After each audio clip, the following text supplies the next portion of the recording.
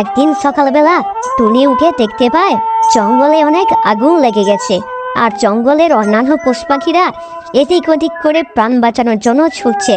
আর টুনি তখন এটা বলে, হাই রে, কি হয়ে গেল, এখন আমি কি করব?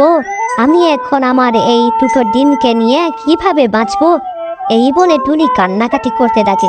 আর তখনই সেখানে এক টিয়া পাখি আসে আর টুনিকে বলে, বন্ধু টুনি, যদি বাঁচতে চাও তাহলে এক্ষুনি নদীর তীরে চলো, না হলে যে পুরো পুড়ে যাবে।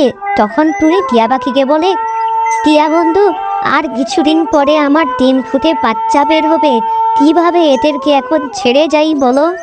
আমায় তো কোনো একটা উপায় বের করতে হবে। তারপর মিষ্টি টুনি বাধ্য হয়ে সেই দুটো ডিমকে ছেড়ে নদীর তীরে যায়, আর সেখান থেকে ঠোঁটে করে জল নিয়ে এসে আগুনে এসে দেয়, কিন্তু তাতে কিছুই লাভ হয় না।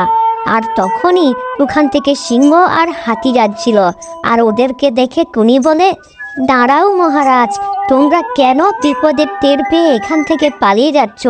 আমরা যদি সবাই মিলে একটু করে জল নিয়ে এসে আগুনে দেই, তাহলে আমরা পুরো জঙ্গলটাকে রক্ষা করতে পারবো।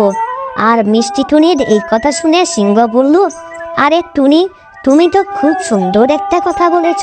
ঠিক আছে, আমরা সবাই একসাথে ওই কাজটা করব। চলো তাহলে সবাই আমরা নদীর তীরে যাই। তারপর সবাই নদীর তীর থেকে একটু একটু করে জল নিয়ে এসে ওই আগুনে দেয়, আর আগুন আস্তে আস্তে নিভে যায়। আর এরপর সিংহ জঙ্গলের সবাইকে ডেকে বলে, টুনির জন্য আজকে আমাদের এই জঙ্গলটা পুরো রক্ষা হলো, তাই আমি টুনিকে একটা পুরস্কার দিলাম।